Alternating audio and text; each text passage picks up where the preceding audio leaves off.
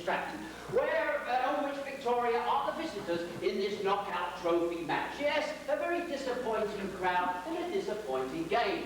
But if anybody was watching this game here today, then all eyes would surely be on 42-year-old John McKenna. There he is in the goal mount now, waving to the crowd. Yes, and the question they would all be asking is, can this man, John McKenna, once called the best goalkeeper never to play for England, still do it? After a stormy career and 2 years out of the game completely, can John McKenna, now player coach here at Sunday League Stratton, still pull out the big one? And it looks as if he might have to, as Elvin put together a nice little move over on the right.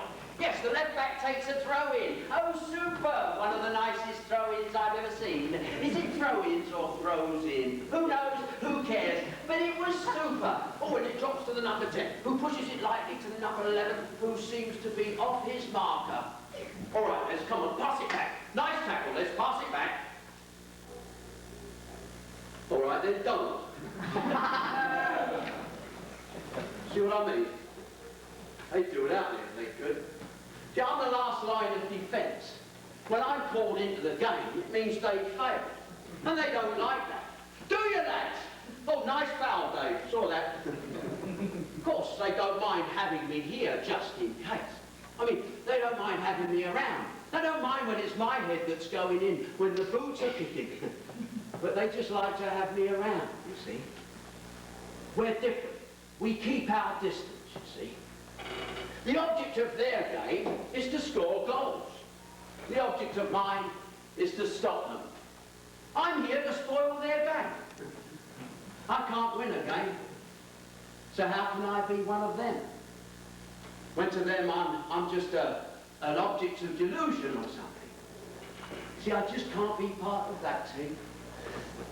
Some people would say I was paranoid, but some people would say anything to get at you.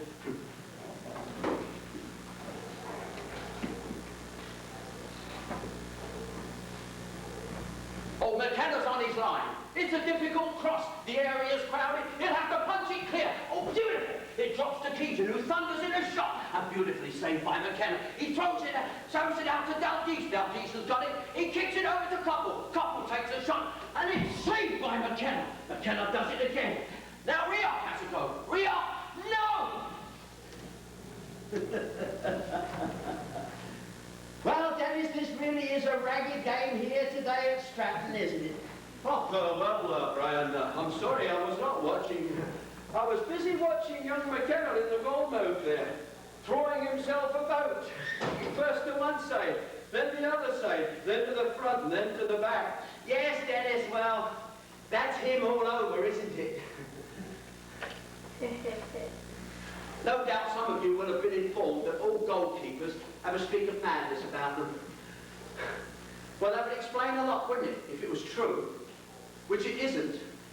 But in my case, you could assume that I inherited it from my parents. Well, you'd have to assume that because, well, actually, they snuffed it at a very early age. I was very young at the time. They were the victims of a tragic accident, so I was told. Well, anyway, hey, come on, Dave, I saw that. Now watch it, I'm watching you. Well, there I was, 6 years old, you see. No parents, no friends, no real ambition in life. I thought vaguely about running away. I thought vaguely about killing myself. But I didn't. I decided not to. Which was a very inspired move on my part. Well, it might have been a bit morbid in those days, you see. But anyway, because it was a very inspired move that I decided not to do that, right from the very first moment I realised that it was inevitable that I was going to become a goalkeeper. But there was only one problem. I hated football. And I hated people that played football. And I still do. Oh, come on, lad. Have a kick. That's it. Try. No, don't tackle him. I could have saved it. Crying out loud. Don't listen, these lot. They don't listen to me. Oh, no, never. I mean, you'd think they'd try, wouldn't you? Today of all days, just to show that there's no hard feelings, right? Oh no, they don't. They don't try to show me anything. No. I'm not here as far as they're concerned. I mean, it's not my fault. If they failed, they don't listen to good coaching. It's not my fault, is it? Pure blooded. I've worked my heart out for this lot.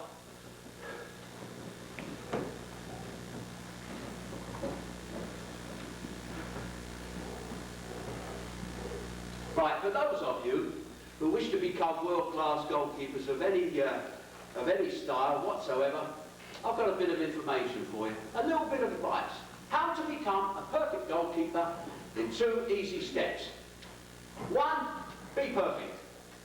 2, keep goal naturally. Got it? Sorry? Well, if you'll bear with me, I'll try to explain. I'll just stick around, I'll tell you everything I know. Everything. It'll only take about 10 minutes. I played in a cup final once, did I tell you? Oh, I'm getting ahead of myself. I've got to tell you about my childhood, really. I'll try and keep it short. I know you want to hear about later and Wembley and City and that, but, well, you really should hear a little bit about my history first, right? You really should understand. Okay, it's 1948. I'm 7 years old. I'm being fostered in this house right near a football ground. The whole town, not just my street, not just my school, but the whole town was football mad. Try and picture. I sit on my front doorstep one cold, damp Saturday afternoon in October. I sit there because I can watch people. They pass by, they don't notice me. At 2 o'clock, it's a trickle of men trailing cigarette smoke, young boys running along asking questions, all wrapped up in caps, scarves, thick coats to keep out the winter wind.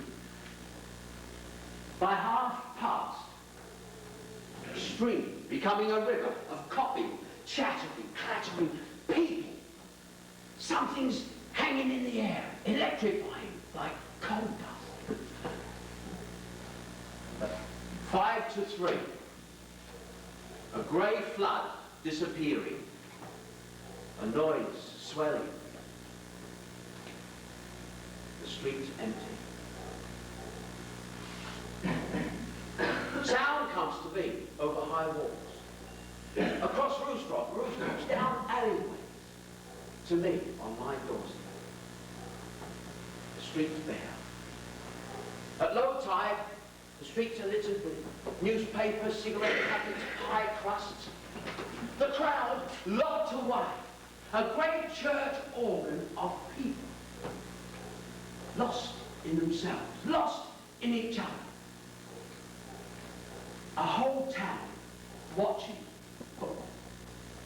And me, John McKenna, all alone. Crap. My autobiography. I Walk the Line by John McKenna.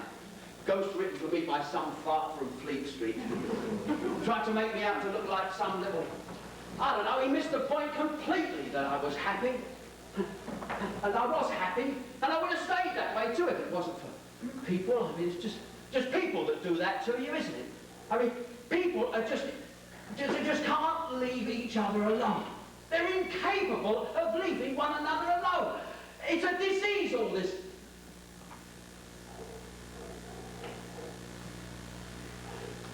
Well, I was telling you something. Well, the trouble is that people believe all that stuff that's written. People write about you. I mean, that book about Football League goalkeepers. I mean, what that bloke said about me.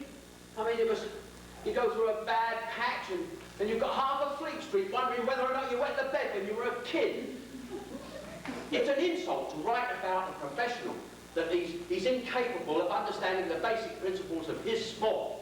I mean, what are they? What are they? It's all right for you to say I'm on a team, mate. I know I'm on a team, but one thing that those bastards won't do is to come up here and try it, you see? And that's why they're held in contempt throughout the sport, the utter contempt that they deserve. What about them? What about the good things, eh? What made against Francis Lee?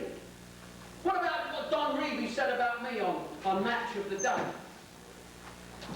He told that bloke all that stuff about me, and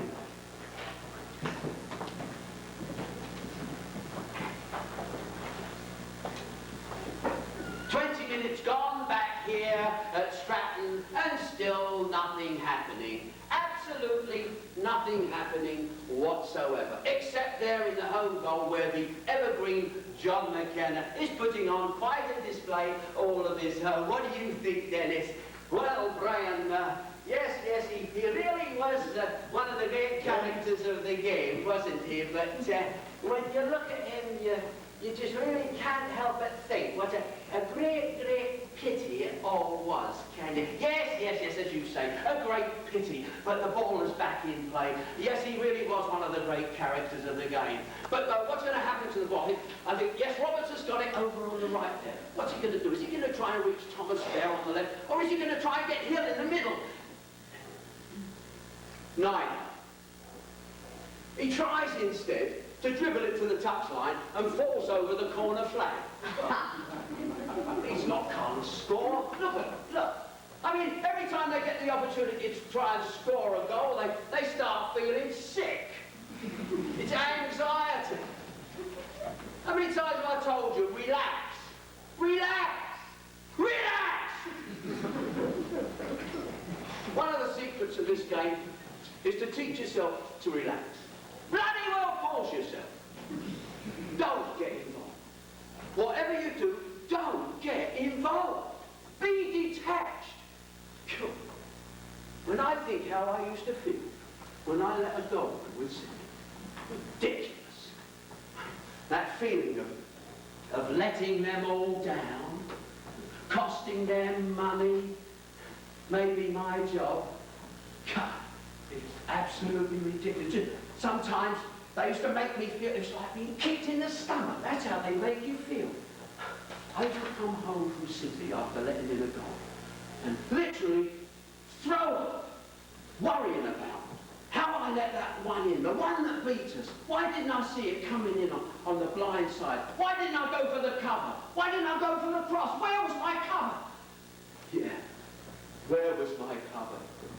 Was he sitting at home? Was the fullback sitting at home crying his eyes out? Was he hell?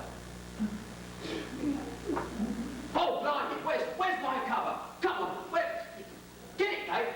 Oh, no, all right, pass it back. No, all right, I've got it, Eddie, all right. No, Dave, no, come on, stop messing me around, Dave. All right, then do it your way. Well, I hate footballers. Even this lot. They're supposed to be in it for the fun. They're all the same. They're just as childish, just as vindictive.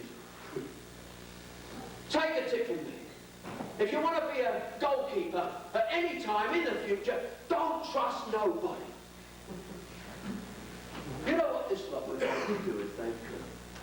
I mean, if they could score a couple of goals down that end, they'd love to let one in down here. Oh, yeah. Just to see me beaten, you see. Just to see me. In fact, it wouldn't surprise me if we saw an own goal scored here today. Oh, yeah.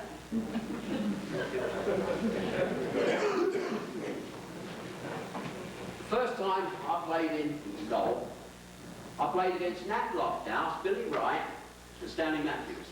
Have I told you about this? I was about 10 years old. I was in the park. I don't know why I was watching. I mean, I used to avoid other kids instinctively. I used to shun them. I must have been bored. I mean, I can't think of any other reason why I was watching other kids play football, if you could call it that. 27 kids on one side, 19 on the other. Two sides. All huddled together in one solid mass. A wedge of them, charging about berserk all over the park in pursuit of the ball.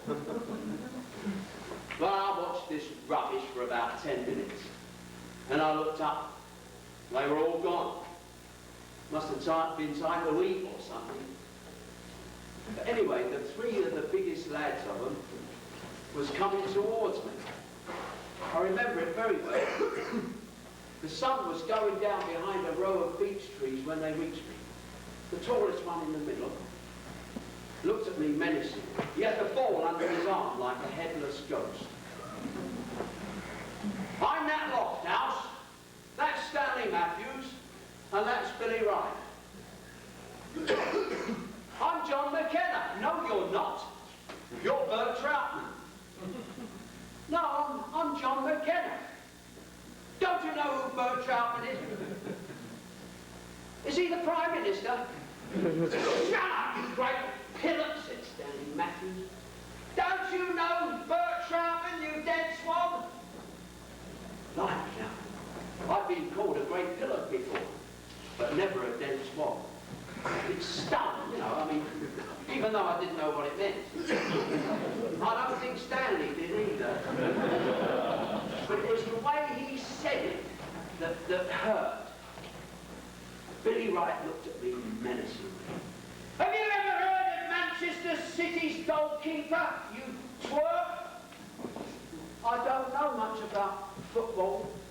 He's not a footballer, he's a goalkeeper, you stupid turd. I'm sorry, I didn't know that. I don't want to play. You're going to go in goal for us, you are. You're Bert Troutman. Why should I? Because if you don't, we're going to give you a rabbit punch. Well, that clinched it. I went in goal. The rules were simple. 2 sweaters. Stanley Matthews would just simply dribble the ball in from the wing past imaginary defenders and lob it over to the middle where Nat and Billy would battle it out for position. Billy trying to clear the ball and Nat trying to get it past me. Nat, at 4'4", head and shoulders over the other two. The balls came plentiful, and I dutifully ran after the ball and brought it back again. I thought, try to look cheerful. Pretend this isn't happening. After about an hour, my legs started to get tired. And I thought, well, this is a mug's game. Why not try and stop the ball before it goes past me? So the next time the Lion of Vienna got a rocketing shot my way, I threw myself with all my might onto it, and much to my surprise, and everybody else's, I landed on the ball. A fluke. I threw it out to Stanley. Stanley ran in and shot it to the right. It went right up there like that, and I punched it through it. Nothing. Instinct. I sprang to my feet. Now Nat's got the ball. He's looking mean. He takes a massive shot. He throws it over, he kicks it over to Billy, and Billy takes a shot over here, and I just pushed it down. Marvellous! I was having a great time. All of a sudden, Nat pushed the ball back, did a double quick step, turned around and whacked it. But I saw it and I stopped it. The ball stuck to my hands. Nat walked up, stooped down, picked up the ball, looked at me menacingly and walked 10 paces from my line to the penalty spot. I'd like to see you stop this one, he said. Get out of the way, you two, it's a penalty. Nat started walking backwards from the ball, marking off his massive mouth. Okay, now, he said, here it comes, you won't get this one. And he hit a shot, screaming to my left. I just ran like this, pushed it round the post. Easy. The 3 of them stood looking at me. I'm enjoying this. Shall I go get the ball? Shut up, you bugger, said Stanley Matthews. His tears oozing from his eyes, bulging with hate.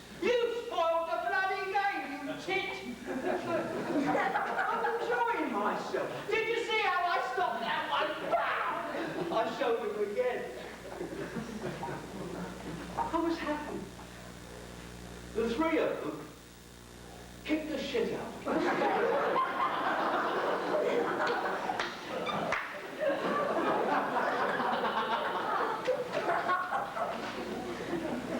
You know, at 10 years old, to have something that, to suddenly find something that you're really good at.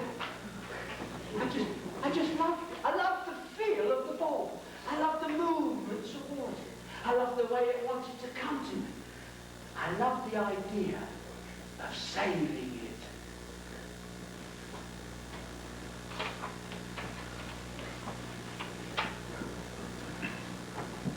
Brought me nothing but trouble. Nothing but trouble. I mean, it's not goalkeeping. Goalkeeping's a bloody art. Goalkeeping is marvelous. It's people that have done this to you. And it's only natural for people to pick on people with superior abilities. It's only natural for people to hunt them down like dogs, pull them down, to be envious of the next man's success. They haven't got me yet. Oh no, I shall still wake up tomorrow with a smile on my face. Because they can do what they like, they can say what they like. They won't get me. Because I can still laugh at it all.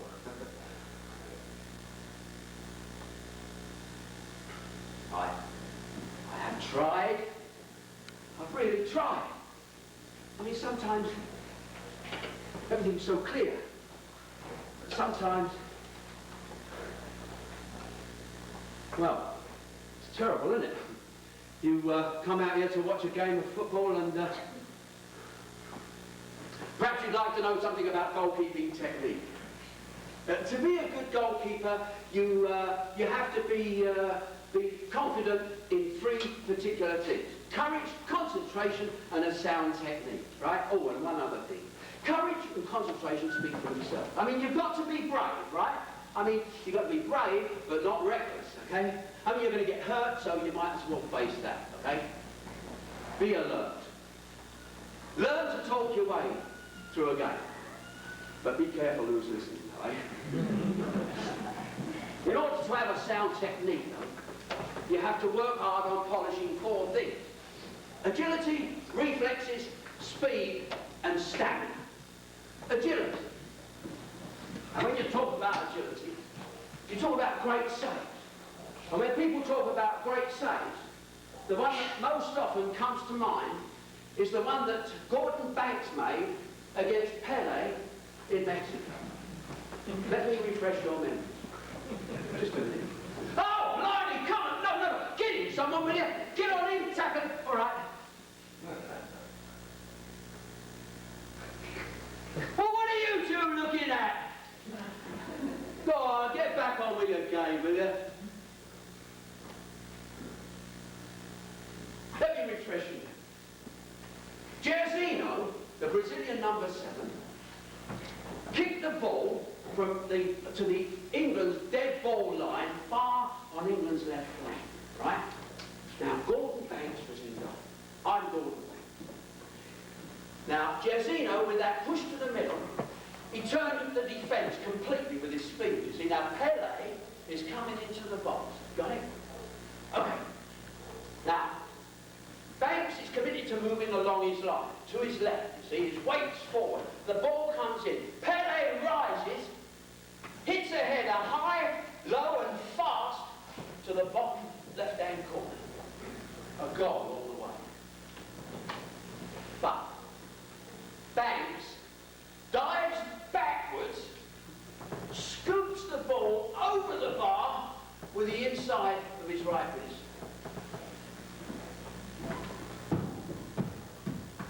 Of course, Banks had the momentum of the ball to help him. Agility, see? Agility is having a body that responds immediately. You can practice that. Have someone kick the ball at that post, and you crouch at the bottom of this. Go! And McKenna makes a save, and he makes another save, and he saves the ball again. And he did it because he had to. Agility. That's how I learned agility. reflexes? Right. Now, a reflex save is when you save the ball the minute you first see it, right? Now, in order to do this, what the textbooks say, you need someone else to help you with this. You stand at a distance from a wall of about 6 feet. Your partner stands behind you. He volleys the ball at the wall. You dive for the rebound. You get that? That's what the textbook says. He kicks the ball from behind. Never turn your back on a football. You don't have to do that. You can do it on your own. You can practice by yourself. It's purer. It's simpler. I never played a game. I never played football when I was a kid. I never even watched a game. So what's the point in that, you might say? But the point is that, once you get practicing on your own and your blood gets warmed up and your muscles get flexible, you just get totally involved in it. Well, in a sense. But anyway, I was telling you, about that time when I played in goal, for the first time and got my first kicking for doing it, I made a deal with the old couple that were fostering me, the McKennas, that provided they supplied me with the proper football gear within 24 hours, then the necessary authorities wouldn't receive any misleading information about why my face was such a mess. You might think that's a bit cruel. But, you've got to realise that they was trying to get some sort of sway over me ever since I went to live there. Imposing all kinds of things about laws and rules, about language, punctuality, trying to teach me things like what time to eat and what time to go to bed. In short, they picked a fight. They made what could have been an amicable business arrangement into a war of nerves. If the consequences for them were so severe, was that my fault? Well, anyway, they came up with the gear all right that day. Marvellous. Bright green jersey, number 1 on the back, black pants, black and white socks, brown leather football boots with uppers that come around the ankle, and wooden places that you nail on yourself, and a ball, a brown leather lace-up, size 5. Over in the park, near where I live, was a power station with a brick wall, 30 feet long by 20 feet high. I marked out a goal by placing 2 stones 10 paces apart, 10 paces from the wall. I took my ball, put it down, took a little look at it, stepped back, had another little look, and then I blasted it as hard as I could. It travelled to the wall and back in half a second. I pounced on it. Oh, what a feeling that was. Have you ever had that feeling of absolute security? I did that for 3 years.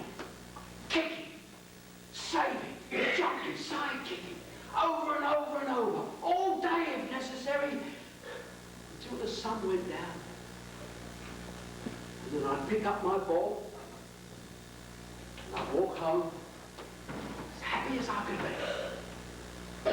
And wait till tomorrow. People said I missed out on things.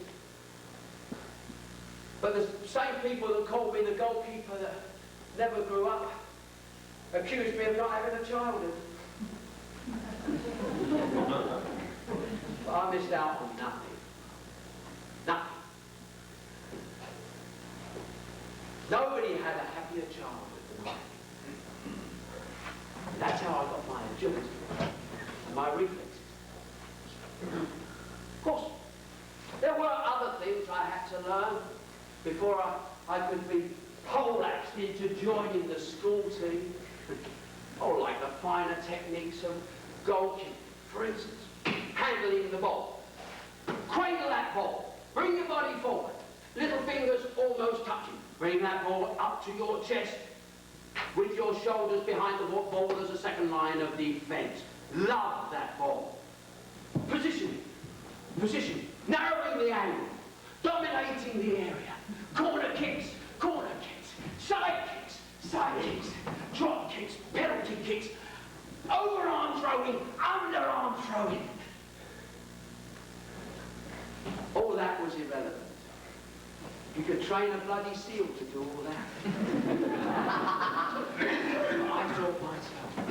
I discovered in myself agility, reflexes, speed, and stamina.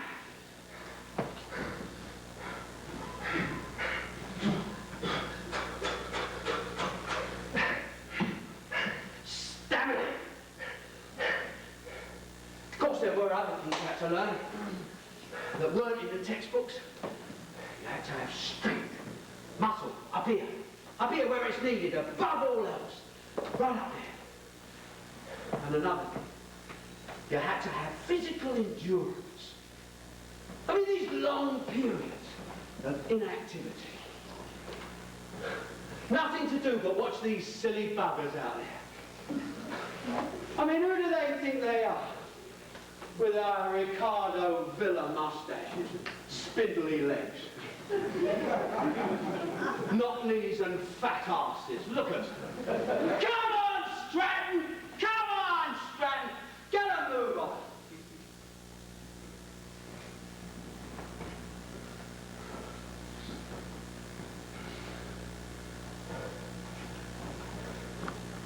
Training with the school team. Taught me nothing. Nothing about goalkeeping. I mean, they were a difficult lot, that lot. They didn't understand me. I didn't understand them. But as the season got going, something marvellous happened. Well, two things happened, actually. I mean, because they were such a shambles, you see. Firstly, whenever we played a game, I was kept busy, you see. As members of other teams could stroll unchecked through our defences. And because I was able to save most of these goals, I was something of a hero. I mean, some of the lads like to be seen with me. They like to hang around with me a little bit. Things got to be a little easier, you know. I mean, there was this one bloke named Cornelius. I mean, I smoked my first and last cigarettes with him behind the bike shed. He played left back badly and smelled even worse. One day he wanted me to go to the pictures one Saturday afternoon. I said, have a wash and I'll think about it. Well, anyway, I began to enter a world that I had not known. Dougie, our centre forward, he was a good fellow. Sometimes after matches, he used to invite me home, up to his house.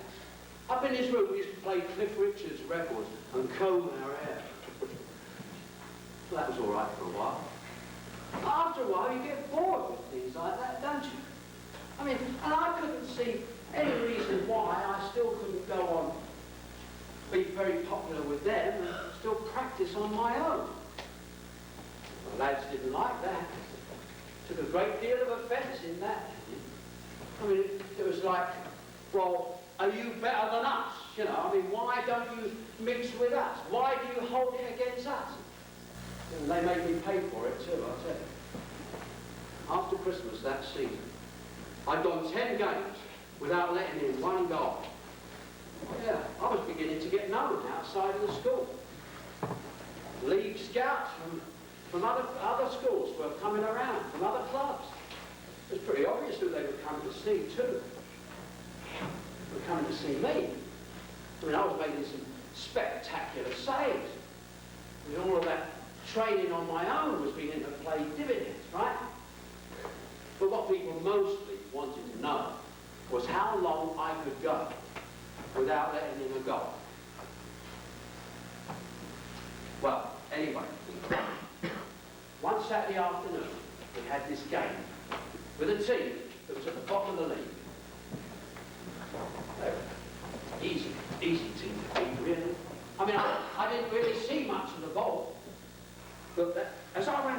goal that day, my heart almost stopped beating. Because over on the touchline was the town's chief scout, right near my goal. So I was looking for some activity, but they were a mess. The other team was terrible. I didn't get a touch of the ball until halfway through the second half. And then I got two back passes. They were both bad ones in dangerous positions, right? I tried to do what I could. I knew that the scout was watching. But I couldn't do anything with them. They were ridiculous. Then just 1 minute before the whistle, it happened again. Cornelius this time. Over on the touchline, acting as if he was trying to keep out of the way. When he received the ball, our lad stopped still. I thought, that's funny. No chattering, no calling. All of a sudden, Cornelius is wondering what to do with the ball. It looks as though he's waiting to be tackled. I thought, this is all wrong. He's trying to do something instead of passing it off short and safe. I mean, and then all of a sudden, when their number 9 went after him, he punted it back to me. Nobody else moved. But he kicked it a mile too short. I couldn't reach it. It was ridiculous. All of a sudden, I realised what was happening. A number 7 shot through and lobbed it in the goal. The end of my clean sheet. I did what I could. I came out, I made the right move. I dived, came out on the angle. Terrific. But it was a goal. I'll give that to him. He scored a good goal. But when I got up and looked at our lads, they were looking everywhere but at me. A conspiracy. Everyone knew, nobody said. That was the end. We won. 8-1. The scout went home. I thought, well, that's that. But it wasn't, though. He came to our house about a week later, spoke to the mechanics. They were stunned. They didn't even know I was playing on the school team. But not so stunned that they didn't ask for a signing on fee, which was strictly illegal. And they were paid it too, which was even more illegal. 3 weeks later, I signed on as apprentice. I was on my 16th birthday. I signed on with the town team. I was going to be a professional. I'd be playing with professional men, where the men who appreciated their craft, the brilliance of the game, where all that mattered was whether or not you were good at the game. But that goal, when you think of how much they must have bastard. Oh, blimey. The whistle must have gone. Must be time for a cup of tea. Oh, blimey. Where are I? I'd better get going. I'll tell you about Wembley afterwards. I've got to hurry. Those buggers will drink all the tea if I don't hurry up. I'll see you in a little while.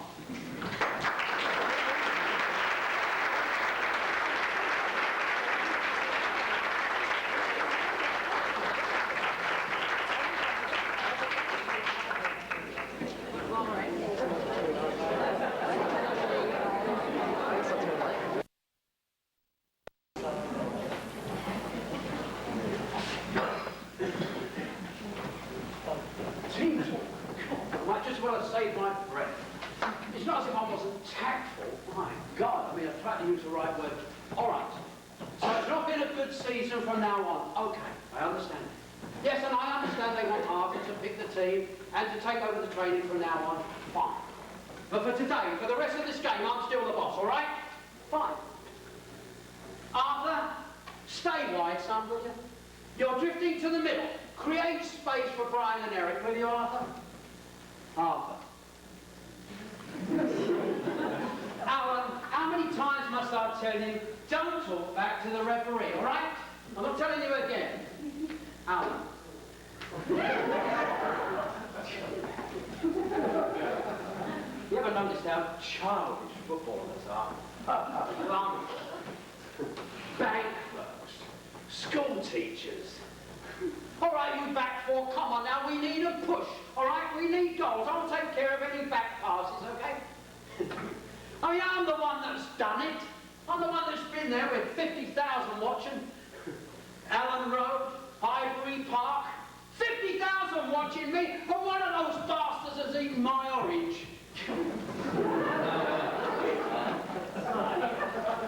But I have to put up with it. I can still get back into the professional game. I'm only 42, for God's sake.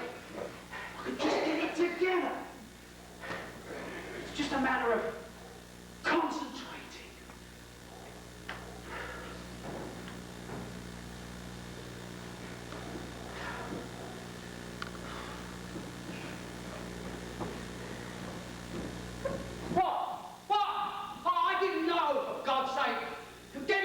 Will you? I was just warming up. I didn't hear the whistle. All right? Well, why didn't one of you tell me? Well, one of you could have told me. All right. Said I was sorry.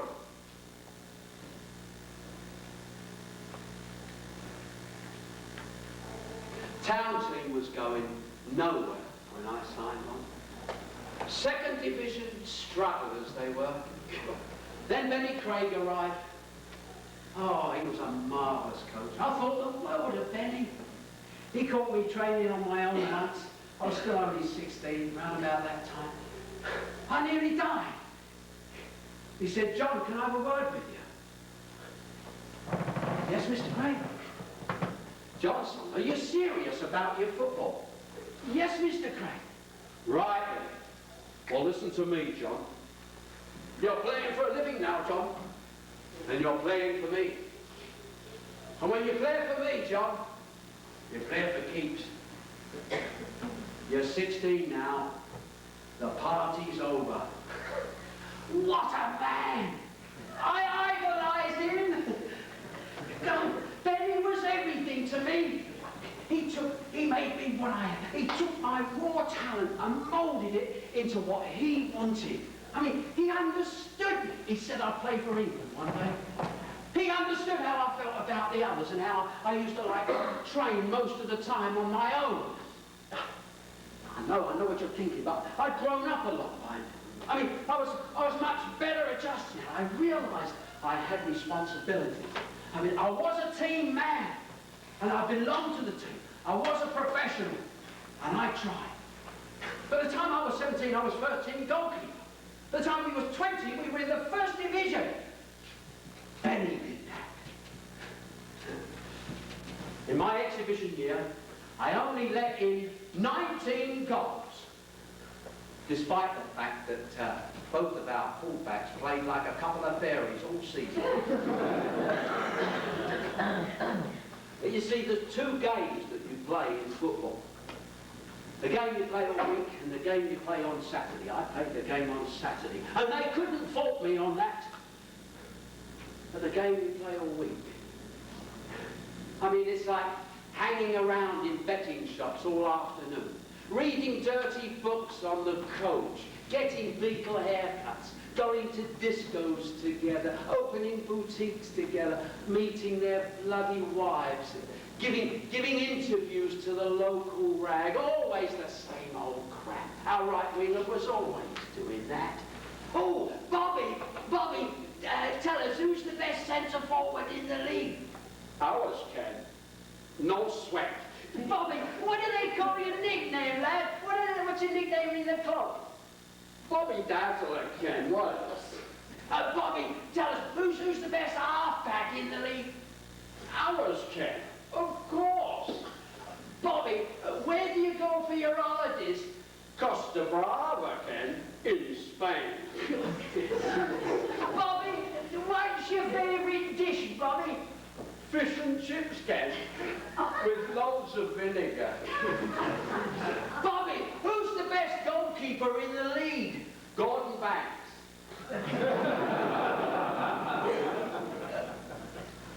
I played my heart out for that team. And then things started to go sour. We had a few bad games. The excuses got even more hysterical. poor results kept coming in. The town team needed something. To this day, I don't know how I didn't see it coming. I might have known. Little things, you know, like the players hanging around after training instead of being off like whippets like they usually were. The chairman's car in the car park once or twice when it wasn't normally there. And Benny Craig avoiding me. I mean, Benny just disappeared into himself. They really needed something. And then all of a sudden, Benny's not avoiding me any longer. He's standing near me after a game. There's a hush. Johnson. Yes, Mr. Craig? Could I have a word with you, John, in my room? Just take 10 minutes. We go to his room. Sit down, Johnson. John, a team have come in, a club have come in for you. Who? City. When? This morning, John. I wouldn't do anything behind your back, lad. But I'd rather stay here, Mr. Craig, if it's all right with you. Johnson, now look here. It's a bloody good opportunity for you, John. But I want time to think. We've accepted their offer, John. You sign this afternoon. The chairman has asked me to thank you for all you've done for the club, John. Especially last year. We'll miss you, John. All the lads will miss you. But he said something else. Not clear what it was. I knew they needed something, and they needed a scapegoat. They had to let someone go. I don't think he really wanted me to go. But in the end, he just had to. So I went to City. A really big club. And town got relegated. Bastards, eh? To do that to me? Come on, Stratton. Come on, Stratton. Come on, you maroons. Come on, you maroons.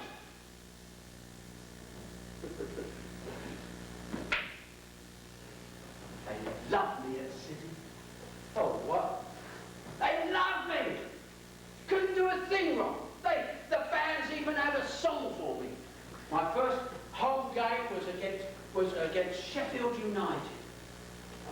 Before I was even running out to the goal, the fans were singing a song. Aye, aye, aye, aye. McKenna is better than Yashin. City are better than Real Madrid. Sheffield are in for a thrashing.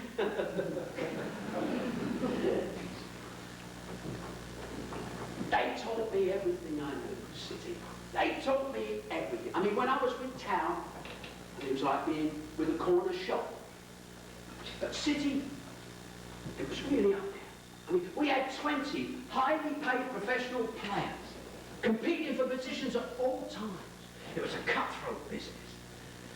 Money bought success, you see. And I proved that. I mean, City bought me. I was an investment, and I paid dividends. For the best part of 10 years, I was first team goalkeeper. And all I had to do for my goalkeeping abilities was to be there all the time for them. And they were supposed to give me everything I needed. A happy player is a better player. A better player means more success. More success means more money. More money means happier players. A happy player is a better player. You know, we're not the brightest blokes, footballers. We're often lads that have neglected our education. We think we owe so much to a club that gives us so much money. So I knuckled down. We all did. The price was spelled out clearly. I was a goalkeeper for 10 years. I was a celebrity, and I was a sportsman. And all I had to do was be successful on the field, week after week, year in and year out, and be a dignified representative of the team. And practice, practice, practice. Weekdays in the triangle, Saturdays in the goal. Come on, lads, give me a high. Lovely, that's nice. And another. Come on, all of you against me up and take it. How about it? Come on, lads, over here. Oh, that was nice. You nearly got that one by. Come on, David. Give us it back here. Beautiful. Nearly. I thought nearly. No, come on. All right, lads. Take it easy now. Take it easy. Ladies and gentlemen, it gives me great pleasure to be here today to open the Old People's Bingo Parlour. On behalf of the club, we hope you have lots of winners. Thank you. Come on, lads. Let's go. And another one. And another one. Oh, sit down. Slow down. I want a break now. Give me a break. Give me a rest. Now, Francis Lee has the ball. McKenna's in the goal, and it has to be a penalty kick, and McKenna saves it. Can anybody get it past McKenna? A marvellous game this Saturday. This Saturday. This club is going all the way. All right, lads, come on, give me another one now. Take it easy. Now, watch it. Steady now. Give me a break. Get him! Don't let him rest, stretch him! Come on, boys. Come on, Ray. Give me a break, will you? All right, lads. I need a rest. There's too many. Ladies and gentlemen, on behalf of the club, it gives me great pleasure to be here to hand over the keys to your new minibus. We hope you have lots of fun with it. And Loughborough's got the ball. It's another penalty kick, and they need this one, but McKenna, say I'm not ready. I'm not ready. But he saved it. Lads? Oh, I'm sorry. It won't happen again. Lads?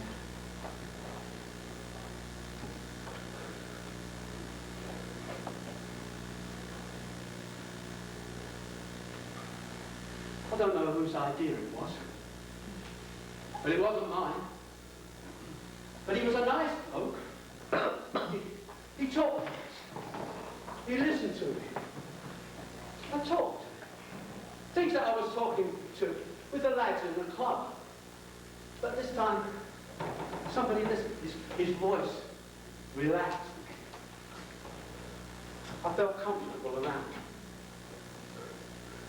He said that what I was experiencing was not unusual, particularly among footballers.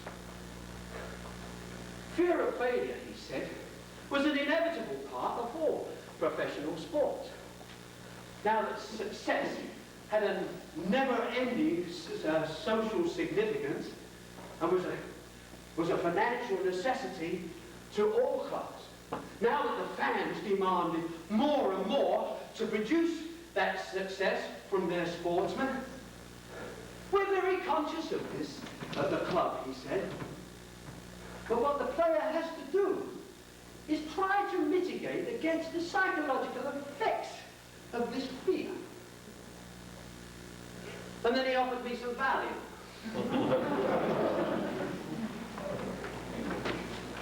I refused it, even though I knew most of the lads were already on it.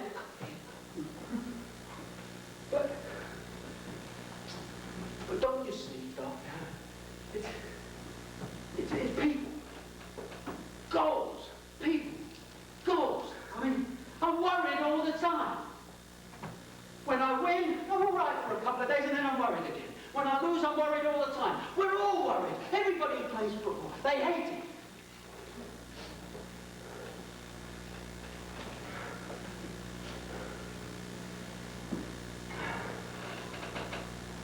That's all people are interested in. Just stood there and looked at me. I wasn't listening. Goals! The great British sporting public. Morons. A save is a letdown to them. They want to see the bloody ball go through the net. Now Francis Lee has the ball. It's a wide kick. He shoots and McKenna dives. He saves. Boo! Listen to him. But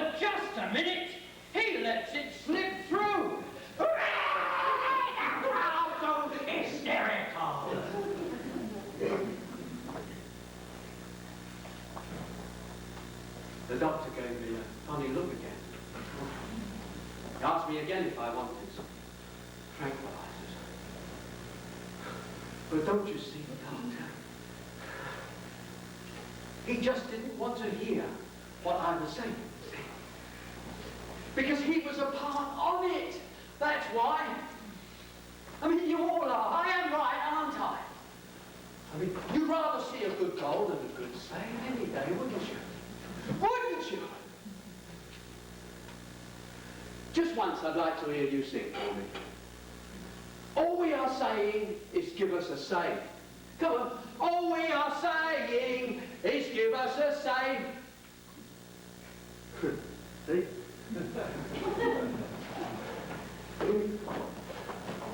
I'll tell you about them. All right? I played there once. The cup final. League Cup. Wembley. Mecca for world football. Try telling that to the Argentinians. When a footballer says he'd have given his left leg to have played at Wembley, most of them aren't kidding. And you play at Wembley in the finals. I mean, you don't really think about reaching the finals in the beginning. You just take it game by game, you see. But when you win your early games in the quarters, as we did, we beat Burnley, Huddersfield and Finsbury to get into the last stage. You still don't think about it, but it's on your mind a lot. And then when you win your games in the quarters to reach the semis, then you're not pretending anymore. It's going to be Wembley or nothing. You can't lose the semis. You can't. You can't even think of losing the semis. You can't think of anything but losing. To come that far and nothing, it haunts you. I was vomiting the day we played our semis. We won. We won in the playoff game at Villa Park. Easy. That was the good part. That was the good part. Then things begin to slow down. Because it's going to be Wembley. 90 minutes away from the greatest day in your life. Wembley. Days and nights all roll into one. Crazy things happening. Sickening things happening. People coming up that you haven't seen for years suddenly want tickets. Genuine fans who can't afford seats. But there's well-heeled players who are flogging off their complimentary tickets at 10 times the price on the black market. But you don't care. You're going to Wembley! Then comes the final day. I was vomiting. The final day. You wake up in a cold sweat. You can't eat anything. You can't think. You think, no, it's not. It's not like this. Things are beginning to speed up. No, I don't want it to be like this. I want it to keep it. I want to savour it. I want to hold on to it. When I reached out, it's just slipping away. Why? Nothing. I can't feel anything. The game, on the day of the game, we won. I remember that. I don't remember much about it. It pissed down with rain all day. We won easy. I don't think I had much to do. Maybe I did. I don't know. Nothing. No, I can't recall. The dressing room. In our dressing room. Alan Jackson, our manager, pouring champagne all over the place. Magic, lads, magic, magic, magic, John. Magic. Why? Why nothing? Nothing. All I can remember is a crowd around me, screaming, shouting, running, rain pouring down, wiping the rain out of my face. A medal. I run round the pitch, holding the trophy, and the crowd screaming, shouting, City, City, City, City. Why doesn't it reach me? Is that it? Is this all there is? Afterwards, in the dressing room, I look at the lads. I look at their faces. Shocked, strained, marks their faces. I feel sorry for them. Dead sorry for them. I'm relieved. At least they can have a little bit of peace before it all starts again. All the time. Nothing. Nothing. Nothing.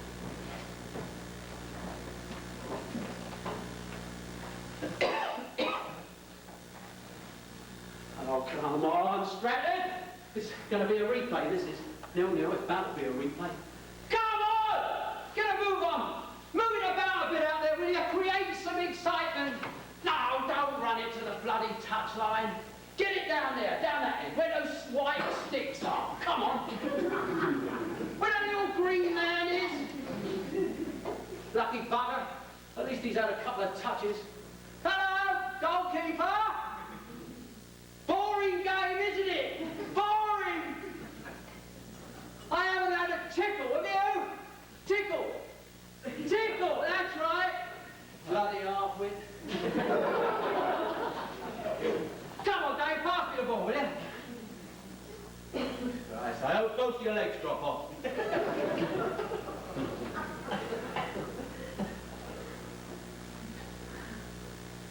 I went home on the train alone.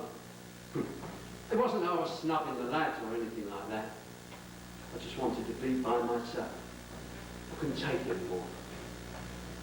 On the train home, I decided that I would go back to training alone again. When I got back there and told the club, heresy! God, blimey, Archie, our manager. Ooh, he gave me everything. He called me everything right in front of everybody. Who do I think I am? Too bloody big for my boots, am I? About time I realised that I was playing on a professional club. About time I tried to get along with my fellow professionals. Come on, McKenna, get stripped off. Get in that triangle. They only talk to me in the triangle now. I tried to tell them. I tried to tell them. But they got it in their heads that I'm not a club man. I'm not a team man. It's the only time they'll talk. But listen to me, lads. No. I want to explain to you, that's all. All right, lads, come on. Let's mix it up a bit. Oh, no! Come on. Just one. They gave it to me. They gave it to me, all right? Everything they had, everything that was boiling up inside them. Ever since they started to hate football, they really let me have it.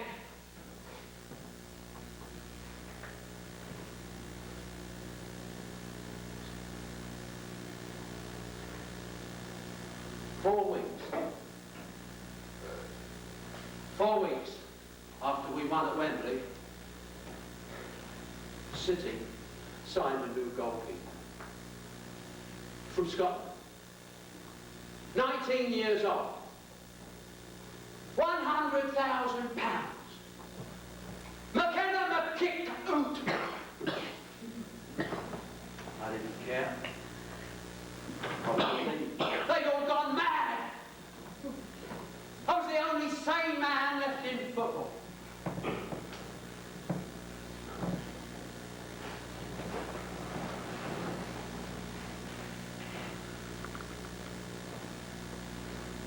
I forgot what it was like being on the reserve.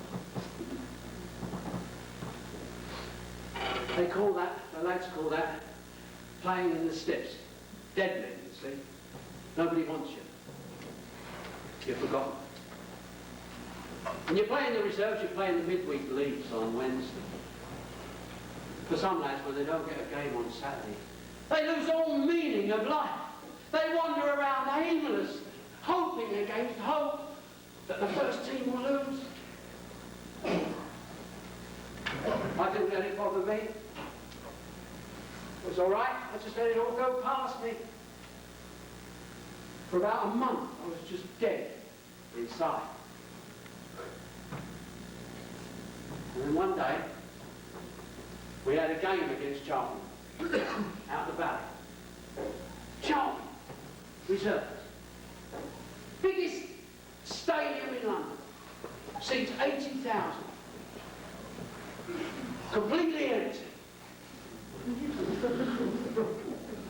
When we ran out, when our lads ran out, you could hear a pin drop. Honestly. Their team had their manager along to watch them. Ours didn't. He never came to the reserve games, so their lads were playing and ours weren't. So I just kept busy. I began to enjoy myself. No crowds. No managers. Just me. Just me playing. For myself. For my own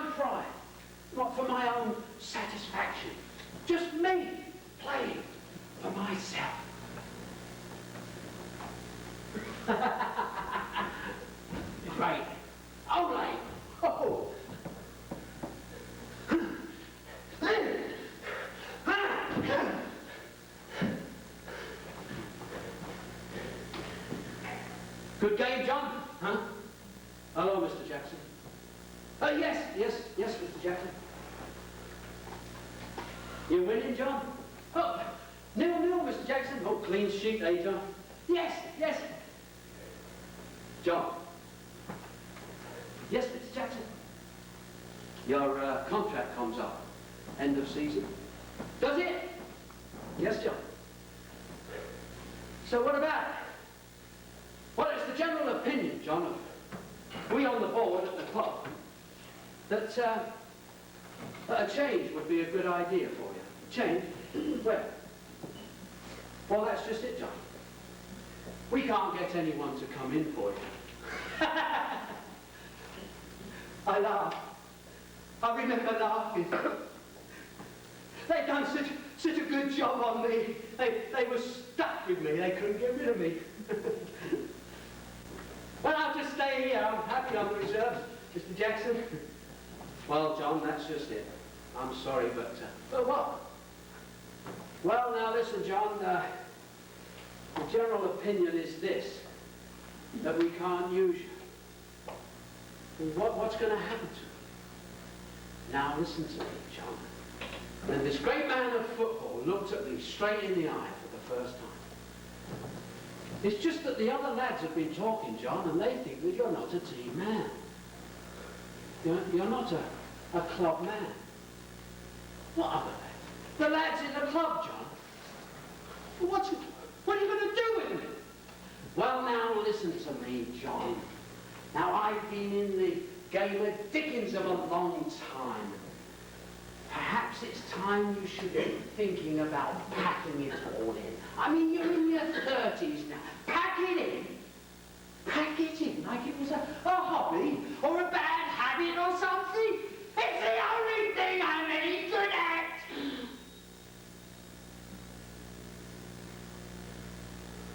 By the time they heard me screaming, I'd half throttled the old swine.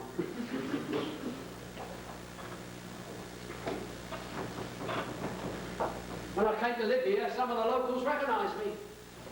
They wanted to know where I'd been since City. I told them I was playing with the Vancouver Whitecaps. Of course I hadn't. They didn't let you play football in the hospital they sent me to. But I had time. And I had time to think about me, think about myself, think about the game. And I decided that football was bad for me. I should get away. I should go somewhere. Settle down somewhere else. Start a new life somewhere. Find a place where I could fit in much better. A small town. Yeah. Get a job. Like what? But no football. But they recognised me. They kept pestering me. Come on, John, just coach us. We're just an amateur team. All right. Just once a week. Oh, all right. Tell us about City. Okay, I tell them about City. Tell us about town. I tell them about town. Tell us about Wembley, John.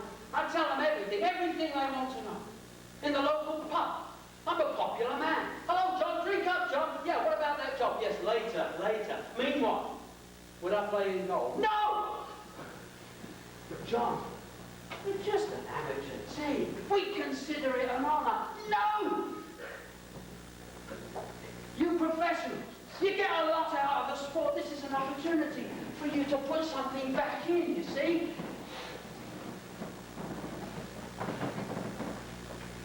So I've tried. You can see that. I've tried. Come on, Harry!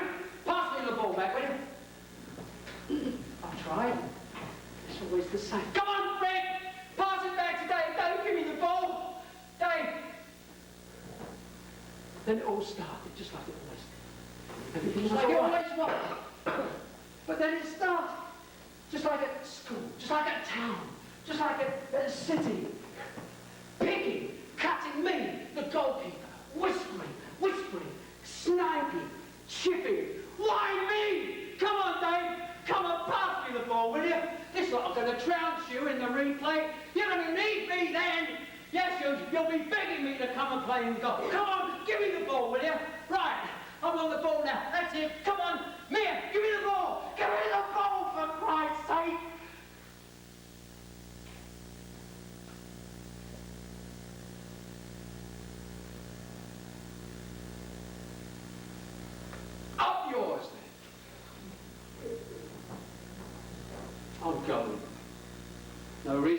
stadium, is there?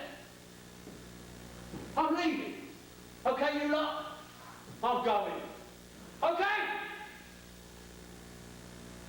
Oh, no. Oh, no, you don't. I know what you're up to. You lot are deluding yourself if you think you're going to get rid of me that easy. Oh, no. I'm your goalkeeper, and you lot are vermin. Oh, that's better. Right. Yeah, that's better. Come on, then. Who's going to try? Yeah, not one of you on either side is man enough to try. Come on. You all want to have a go, don't you? Come on, let's see. Let's see. Who's going to try first? Right. Got you, didn't I? Right. Come on, all of you, right? I can save you. All right. All right. No. No. No. No. No. No. No. No. No. No. No.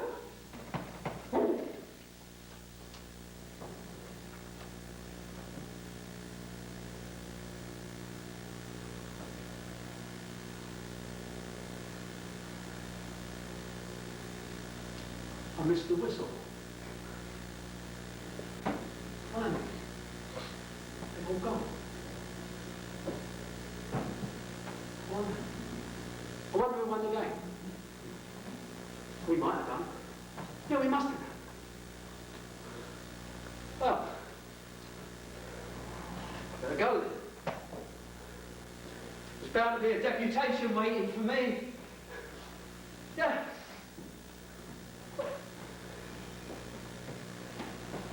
Better go. I'll come back tomorrow. Yeah, on my own. There's a wall over there. Yeah, I'll come back tomorrow. On my own, though.